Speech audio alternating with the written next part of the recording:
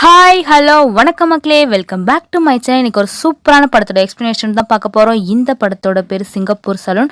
Time waste பண்ணாமல் ரொம்ப ஷார்ட்டாக ஒரு 10 நிமிஷத்தில் இந்த படத்தோட கதையை பார்த்துட்டு வந்துடலாம். அப்படியே நீங்கள் டீட்டெயிலாக பார்க்கணும்னு நினச்சிங்கன்னா இந்த வீடியோ ஸ்கிப் பண்ணிவிட்டு படத்தையும் பார்க்கலாம், இல்லை ஸ்டோரியை கேட்டுட்டு படம் பார்க்குறதுனாலும் பார்க்கலாம். வாங்க இப்போ நம்ம கதைக்குள்ளே போகலாம். படத்தோட ஸ்டார்டிங் சீன்லேயே நம்ம படத்தோட ஹீரோவான ஆர்ஜே பாலாஜியை காட்டுறாங்க. அவர் ரொம்பவே சோகமாக இருக்கார். அது மட்டும் இல்லைங்க, இவர் சூசைட் பண்ணிக்க போகிறேன்னு சொல்லிட்டு தூக்க மாத்திரையை கலந்து வச்சுருக்காரு.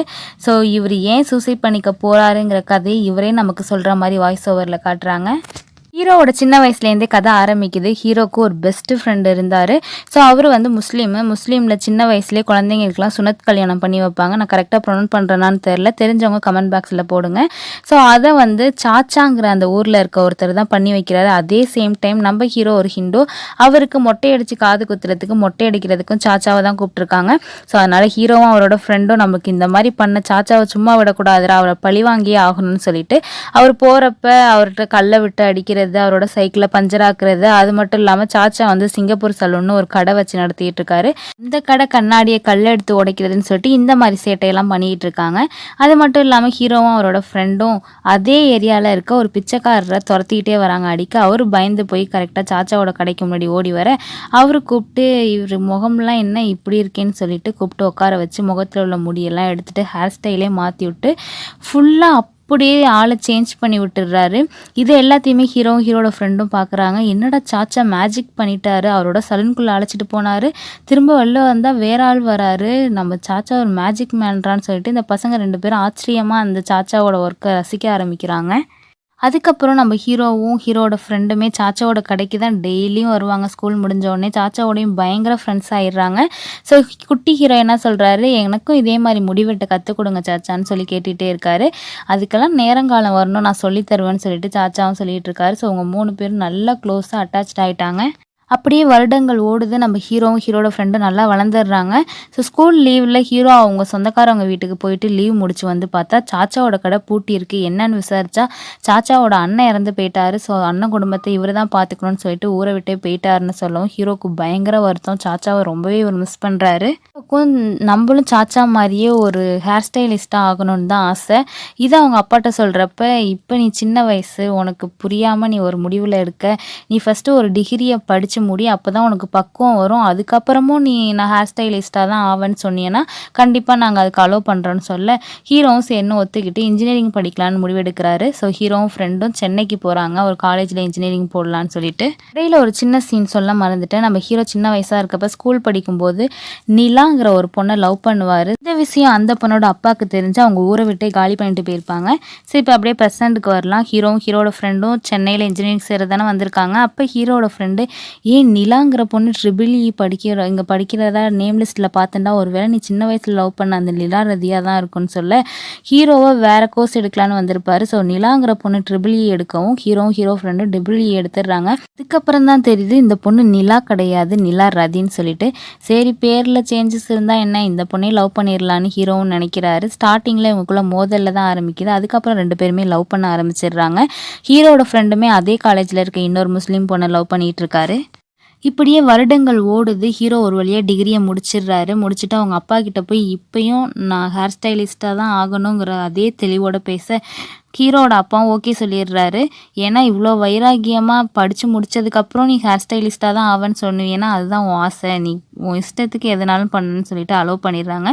அதுக்கப்புறம் ஹீரோ சின்ன சின்ன சலூனில் போய் வேலை பார்த்துட்டு இருக்காரு. இப்படியே போயிட்டுருக்கப்ப ஹீரோ காலேஜில் லவ் பண்ணார் இல்லையா நிலா ரதிங்கிற பொண்ணு ஃபோன் பண்ணி, இந்த மாதிரி எங்கள் அப்பா எனக்கு அலைன்ஸ் பார்த்துக்கிட்டு இருக்காங்க, நீ சீக்கிரம் உங்கள் அப்பாவை கூட்டிகிட்டு வந்து எங்கள் அப்பா கிட்ட பொண்ணு கேளுன்னு சொல்ல ஹீரோவும் உடனே அவங்க அப்பாவை அழைச்சிட்டு போகிறாரு. அங்கே போய் பார்த்தா ஹீரோயினுக்கு ஆல்ரெடி வேற ஒருத்தரோட நிச்சயம் பண்ணியே பேசி முடிச்சுட்டாங்க. நிலாவுமே என்ன சொல்கிறாங்கன்னா, எங்கள் அப்பா என்கிட்ட பேசி புரிய வச்சுட்டாரு, நீ வெறும் முடிவெட்டுறவன் தான், அதாவது ஹேர் ஸ்டைல்ஸ் தான், உன்னோட நான் சேர்ந்து வாழ்ந்தேன்னா நான் நினச்ச மாதிரி வாழ முடியாது, அதனால் நீ வேறு பொண்ணை பார்த்துக்கோன்னு சொல்லிட்டு அந்த பொண்ணு கழட்டி விட்டுருது. இதில் ஹீரோக்கு பயங்கர அப்செட்டு. ஹீரோட அப்பா தான் ஆறுதல் பண்ணுறாரு. ஸோ அவள் போனால் போட்டு உன்னோட பேஷன் என்ன, நீ ஹேர் ஸ்டைலிஸ்ட் ஆகணும் தானே, அதுக்கான வேலையில் நீ இறங்கு அப்படின்னு சொல்லிட்டு ஆறுதல் படுத்துறாரு. அடுத்ததாக hero the top most hair ஸ்டைலிஸ்டான அனூப் மேனனோட ஒன் ஆஃப் தி பிரான்ச்சில் போய் வேலைக்கு சேர்றாரு. ஸ்டார்டிங்லேயே இவருக்கு பெரிய பதவியெல்லாம் கொடுக்கல, ட்ரைனராக தான் அவர் கடையில் வச்சுருக்காங்க. அந்த கடைக்கு பெரிய பெரிய செலிபிரிட்டிஸ்லாம் வந்து ஹேர் ஸ்டைல் பண்ணிக்க வருவாங்க. ஸோ அப்படி தான் ஹீரோ ட்ரெய்னரா சின்ன சின்ன வேலைகள் பார்த்துக்கிட்டு இருக்கப்போ ஒரு பெரிய செலிபிரிட்டி வராரு. அவர் வந்து அனுப் மேனன்ட்ட தான் எப்போதுமே முடி வெட்டுவாரு. ஸோ அனுப் மேனன் வர லேட் ஆகும் வெயிட் பண்ணிட்டு இருக்காரு. இவர் வெயிட் பண்ண நேரத்தில் ஹீரோ சில பேருக்கு முடி வெட்டுறதெல்லாம் பார்த்துட்டு, இந்த பையன் நல்லா வெட்டுறானே, இவனே எனக்கு வெட்ட சொல்லுங்கன்னு சொல்ல, ஹீரோவும் அதே மாதிரி அந்த செலிபிரிட்டிக்கு வெட்டுறாரு. ஸோ அந்த செலிபிரிட்டிக்கு ஹீரோ ஹேர் கட் பண்ணது ரொம்பவே பிடிச்சி போக, இனிமேல் நீ தான் எனக்கு எப்போதுமே ஹேர் கட் பண்ணணும், நான் எங்கே ஃபாரின் போனால் கூட நீ என் கூட வந்துடணும்னு சொல்லிடுறாரு. ஸோ கரெக்டாக இவர் செலிபிரிட்டி கிளம்புற நேரத்தில் அனுப் மேனனும் வர, இப்போ உன்னை விட இந்த புது பையன் நல்லா வெட்டுறானே அப்படின்னு சொல்லிட்டு பாராட்ட, அனுப் மேனனுக்கும் ரொம்ப சந்தோஷம், புதுசாக வந்தவன் கஸ்டமரை பிடிச்சிட்டான்னு சொல்லிட்டு. ஸோ அவருக்குமே உனக்கு ப்ரொமோஷன் தரப்பா அப்படின்னு சொல்லிட்டு ஒரு ஸ்டாஃபாக அவரையுமே ரெகக்னைஸ் பண்ணி ஹீரோவையும் இப்போ அவரோட ஒன் ஆஃப் தி பிரான்ச்சில் வந்து ஸ்டாஃபாக அப்பாயின்மெண்ட் பண்ணிட்டாரு. அடுத்ததாக ஹீரோவுக்கு பொண்ணு பார்த்துருக்காங்க வீட்லேருந்து. இந்த பொண்ணு வேறு யாரும் இல்லைங்க, நம்ம ஹீரோ காலேஜ் படிக்கும்போது நம்ம ஹீரோ ஒன் சைடாக லவ் பண்ணிகிட்டு இருந்த பொண்ணு. ஸோ கல்யாணம் 2 சைடும் ஒத்துக்கிட்டாங்க. ஆனால் ஹீரோயினோட அப்பா யார் தெரியுமா? அவர் தாங்க சத்யராஜ். அவர் கஞ்சம்னா கஞ்சம், பயங்கர கஞ்சங்க. அவரோட மூத்த பொண்ணு கல்யாணத்தையே பயங்கர சிம்பிளாக நடத்தினார், கம்மி காசு செலவில். அதே மாதிரி தான் என் 2வது பொண்ணு கல்யாணத்தையும் கோயிலே சிம்பிளாக பண்ணுவேன்னு சொல்ல, ஹீரோவோட அம்மா அப்பாவும் இவனுக்கு பொண்ணு தரதே பெருசுன்னு சொல்லிட்டு ஓகேன்னு சொல்லிடுறாங்க. ஸோ சிம்பிளாக ஹீரோக்கும் ஹீரோயினுக்கும் கல்யாணமும் முடிஞ்சிருது. கொஞ்ச நாள்லேயே சத்யராஜ் ஒரு வேன் ஃபுல்லாக திங்ஸ் எல்லாம் அள்ளிட்டு வராரு. என்னங்க பொண்ணுக்கு சீதனத்தை கொண்டு வரீங்களான்னு கேட்க, இல்லைங்க நான் தனிக்கட்டையாக கடந்து என்ன பண்ண போகிறேன், அதான் பொண்ணு வீட்லேயே வந்து தங்கிடலாமேன்னு எல்லாத்தையும் பேக் பண்ணிட்டு வரேன், அந்த வீட்டை வாடகைக்கு விட்டுட்டேன் அப்படின்னு சொல்கிறாரு. அது மட்டும் இல்லாமல் என் பொண்ணுங்களுக்காகவும் எனக்காகவும் 3 கோடியே வந்து நான் என் பேங்க்கில் டெபாசிட் பண்ணி வச்சுருக்கேன், ஆனால் அது இப்போதைக்கு உங்கள் யாருக்கும் தரமாட்டேன்னு சொல்லிடுறாரு. சீனை கட் பண்ணால் ரோபோ சங்கரை காட்டுறாங்க. ரோபோ சங்கர் தாங்க சத்யராஜோட மூத்த பொண்ணோட மூத்த மாப்பிள்ளை. இதெல்லாம் ஒரு பக்கம் இருக்குது. ஹீரோக்கு வந்து சொந்தமாக ஒரு சலூன் வைக்கணும்னு ஆசை. ஸோ புதுசாக நிறைய அப்பார்ட்மெண்ட் ஒரு இடத்துல கட்டிகிட்டு இருக்காங்க. அந்த அப்பார்ட்மெண்ட்டுக்கு ஆப்போசிட்லேயே ஒரு காலி இடம் விற்க போகிறாங்கன்னு தெரிஞ்சு அந்த இடத்த வாங்கி அங்கே சலூன் வச்சா நல்லா வியாபாரம் ஓடுமேன்னு ஹீரோ யோசிக்கிறாரு. ஆனால் அந்த லேண்டோட ரேட்டு 3 கோடின்னு போல சொல்கிறாங்க. ஹீரோ கிட்ட அவ்வளோ காசு இல்லை. ஆனால் ஹீரோனோட அப்பா பேங்க்கில் டெபாசிட் பண்ணி வச்சுருக்காருல, அவர்கிட்ட கேட்டு பார்ப்போன்னு சொல்லிட்டு ஹீரோ கேட்குறாரு. ஆனால் அவங்க அப்பா ஒத்த பைசா தரதா இல்லை. அதாவது சத்யராஜ் நான் ரூபா கூட தரமாட்டேன்னே சொல்லிடுறாரு. ஹீரோக்குமே சரி என்னடா பண்ணுறதுன்னு சொல்லிட்டு யோசிக்கிறாரு. ஹீரோ நிறைய பேர்கிட்ட கடனும் கேட்டு பார்க்குறாரு. ஆனால் யாரும் அந்த அளவு அமௌண்ட் தரத்துக்கு ரெடியாக இல்லை. எல்லாம் ஒரு பக்கம் இருக்க சத்யராஜுக்கு ஒரு ஃபோன் கால் வருது. யாரா ஃபோன் பண்ணுறான்னு பார்த்தா நம்ம சத்யராஜோட க்ளோஸ் ஃப்ரெண்ட் ஒருத்தர் ஃபோன் பண்ணி, நீ எங்கேப்பா இருக்க, இங்கே ஒரு கடையில் வந்து 3 பீர் குடிச்சிட்டு யூரின் பாஸ் பண்ணாமல் இருந்தால் ப்ரைஸும் கொடுக்குறாங்க, அது மட்டும் இல்லாமல் நம்ம குடித்த பீருக்கும் காசும் வாங்க மாட்டாங்க, நீ உடனே கிளம்பிவான்னு சொல்ல சத்யராஜ் உடனே கிளம்பி போகிறாரு. இவர் தான் ஓசினா எங்கேனாலும் போயிடுவார் இல்லையா, வேகமாக வராரு. வந்து ஒரு பாருக்கும் போய் 4 கூலிங் பீரை வாங்கி நல்லா மடக்குன்னு குடிக்கிறாரு. அதே பாரில் தான் நம்ம ஹீரோவோட அதாவது சத்யராஜோட மூத்த மாப்பிள்ளை ரோபோ சங்கர், ஹீரோட ஃப்ரெண்டுன்னு சொல்லிட்டு எல்லாரும் உட்காந்து சரக்கு அடிச்சிக்கிட்டு இருக்காங்க. நம்ம சத்யராஜ் அவங்கள பார்த்துடுறாரு. ஆனால் அவங்க நம்மளை பார்த்துடக்கூடாதுன்னு சொல்லிட்டு மறைஞ்சு தான் குடிச்சிக்கிட்டு இருக்காரு. சத்யராஜ் 4 பீரையும் குடிச்சிட்டு முடிச்சுட்டு எங்கப்பா ப்ரைஸ்ன்னு கேட்க, என்ன சார் சொல்கிறீங்க, ப்ரைஸை நாங்களாம் எதுவும் சொல்லையேன்னு சொல்ல, அப்போ தான் சத்யராஜோட ஃப்ரெண்டு மறுபடியும் ஃபோன் அடித்து, என்னடா இன்னும் வரல, நான் வெயிட் பண்ணிகிட்டு இருக்கேன்னு சொல்ல, அப்போ தாங்க இவருக்கே புரியுது வேறு கடைக்கு மாறி வந்துட்டோம்னு சொல்லிட்டு. இவர்கிட்ட காசும் வேறு இல்லை, இவர் குடித்த பீருக்கு வேறு 8000 ரூபா பில்லு போட்டிருக்காங்க. என்னடா பண்ணுறதுன்னு யோசிச்சுட்டு இருந்தவர் அப்படியே மாப்பிள்ளைங்கள்ட்ட போய் சரண்டர் ஆகிடலான்னு சொல்லிட்டு அவங்கள்ட்ட போய் பேசி, என் பில்லை மட்டும் நீங்கள் கொடுத்துருங்கப்பான்னு சொல்ல அவங்களும் ஓகே சொல்லிடுறாங்க. ஸோ இங்கே வந்து சத்யராஜ் சும்மா இல்லாமல் நம்ம ஹீரோ அண்ட் ரோபோ சங்கர்லாம் குடிச்சிட்டு இருக்காங்களே ஃபாரின் சரக்கு, அதையும் 2 பெக்கு போடுறாரு. ஸோ பயங்கர போதையும் ஆயிடுறாரு. ஸோ போதையில் மாப்பிள்ளைங்களுக்கு நல்லது பண்ணுறேன்னு சொல்லிட்டு போதையில் ஒரு செக் எழுதி கொடுக்குறாரு. செக்கில் அவர் அக்கௌண்ட்டில் இருக்க 3 கோடியும் அப்படியே எழுதி கொடுத்துற, இதுதான் சாக்குன்னு சொல்லிட்டு அக்கௌண்ட்லேருந்து பணத்தை எடுத்து அடுத்த நாள் காலையிலே அந்த லேண்டை வாங்கி ஹீரோ அவர் பேர்லேயும் ரிஜிஸ்டர் பண்ணிடுறாரு. ஸோ தூங்கி காலைல ஏந்திரிச்ச சத்யராஜுக்கு அப்போ தாங்க தெரியுது போதையில் 3 கோடி எழுதி கொடுத்துருக்கோன்னு சொல்லிட்டு. இவருக்கு அந்த அதிர்ச்சியிலே பிபி ஹை ஆகி கொண்டு போய் ஹாஸ்பிட்டலில் சேர்த்துடுறாங்க.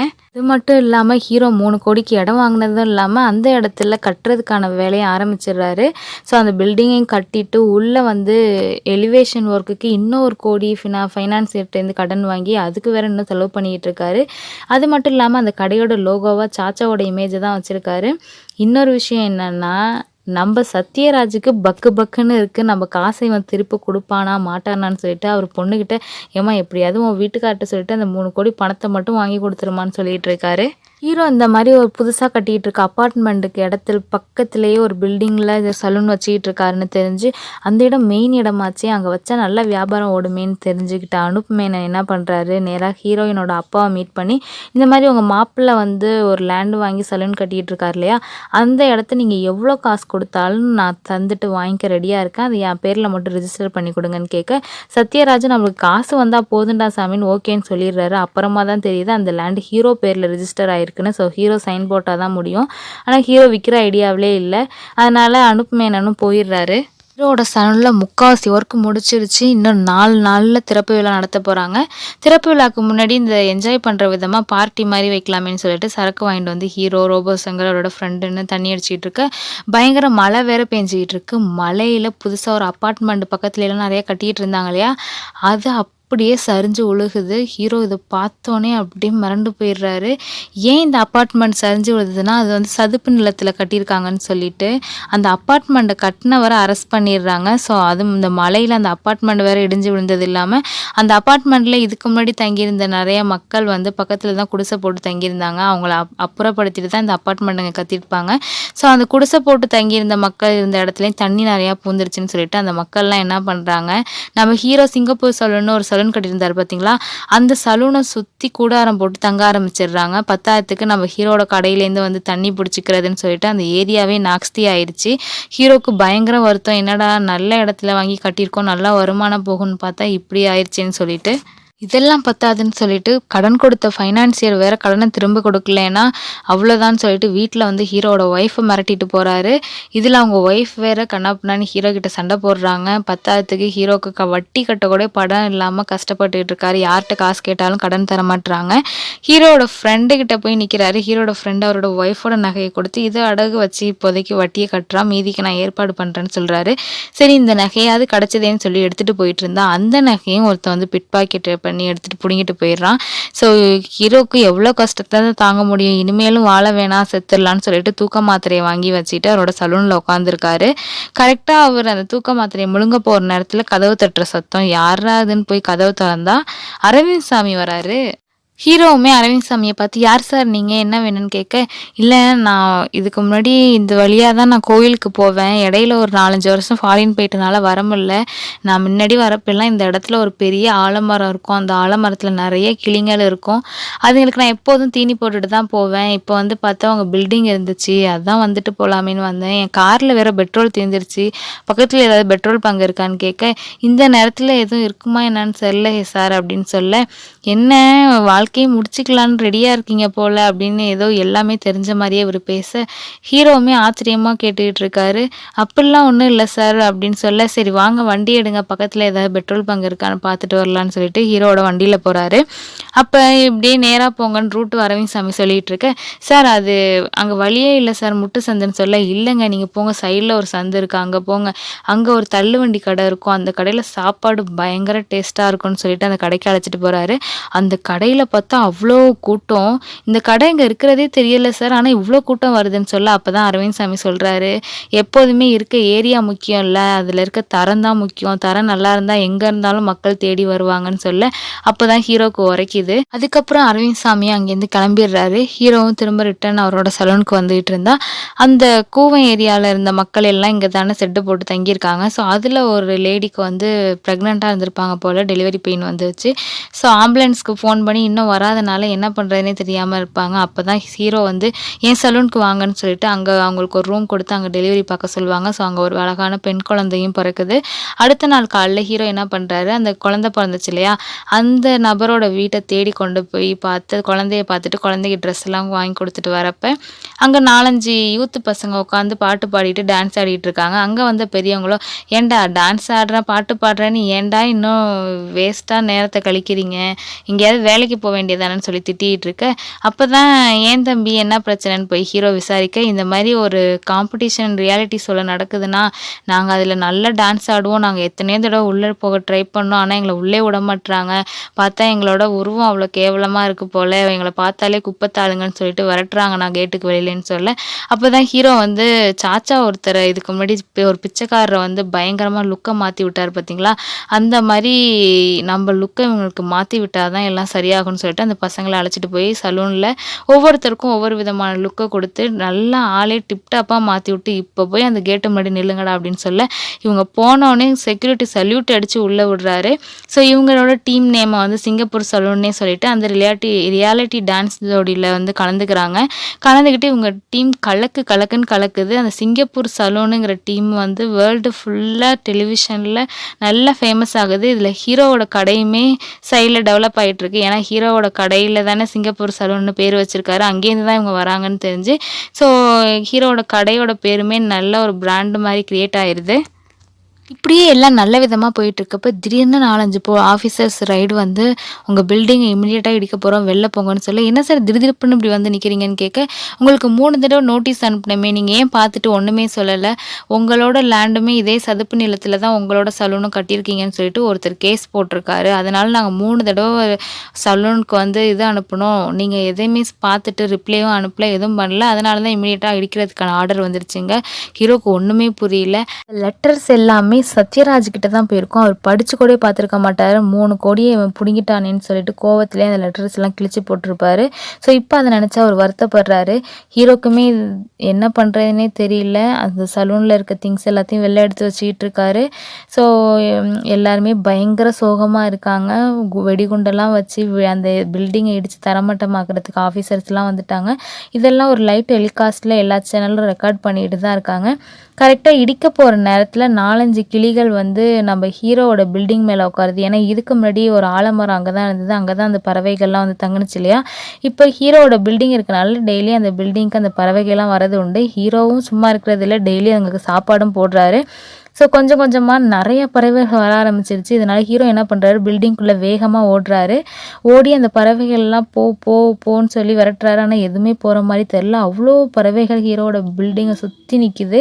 இதை எல்லாத்தையுமே லைவ் டெலிகாஸ்ட் பண்ணிட்டு தானே இருக்காங்க. ஸோ நிறைய செலிப்ரிட்டி ஹீரோவோட சலூனுக்கு ஆதரவாக போஸ்ட் போட அந்த பில்டிங்கை இடிக்காதீங்கன்னு சொல்லிட்டு மக்களோட ஆதரவும் பெருக இதை நோட்டீஸ் பண்ண கவர்மெண்ட்டும் இப்போ இடிக்க வேணான்னு சொல்லிடுறாங்க. அது மட்டும் இல்லாமல் அந்த இடத்துல நிறைய பறவைகள் வரனால அதை வந்து ஒரு பறவைகள் சரணாலயமாக மாற்றிடலாம். இப்போ தான் நிறைய டெக்னாலஜி வந்துருச்சு இல்லையா, மரத்தையே வேரோட பிடுங்கி வேறு இடத்துல செட் பண்ணுறாங்க. அதே மாதிரி அந்த டெக்னாலஜி யூஸ் பண்ணி இந்த சலூனை கொஞ்சம் நவுத்தி வச்சிடலாம் அப்படின்னு சொல்கிறாங்க. பத்தாயிரத்துக்கு சிங்கப்பூர் சலூனுங்கிற பேரில் வந்து அந்த ஏரியா பசங்க எல்லாம் ஒரு காம்படிஷனில் கலந்துக்கிட்டாங்க இல்லையா, அதில் டைட்டில் வின்னர் கூட அந்த பசங்க தான். ஸோ ஹீரோக்கு சலூன்லேயும் எந்த பிரச்சனையும் இல்லை, அவங்க பசங்களும் வின் பண்ணிட்டாங்க. ஸோ சிங்கப்பூர் சலூன்னா தெரியாத ஆளுங்களே இல்லை, அவ்வளோ ஃபேமஸ் ஆயிடுச்சு கடை. ஸோ அந்த கடைக்கு இன்னும் திறப்பு விழாவே பண்ணல இல்லையா, திறப்பு விழா பண்ணுறதுக்கான வேலையில் தான் இருக்காங்க. ஸோ இந்த கடையை எங்கேயோ மூலையில் டிவிலேருந்து பார்த்த நம்ம சாச்சா நம்ம பேரில் நம்ம சலூன் பேரில் ஓப்பன் பண்ணியிருக்காங்க, அதுவும் நம்ம ஃபோட்டோ வச்சு ஓப்பன் பண்ணியிருக்காங்கன்னு தெரிஞ்சு திறப்பு விழாக்கு இவரும் வராரு. ஸோ கூட்டத்தோட கூட்டமாக நிற்கிற இவரை கண்டுபிடிச்சி ஹீரோ நீங்கள் தான் இந்த ரிப்பனை கட் பண்ணணும்னு சொல்லிட்டு சாச்சாவை வச்சு இந்த கடையை ஓப்பன் பண்ணுறாங்க. இதோட இந்த படமும் முடியுது. Thank you friends.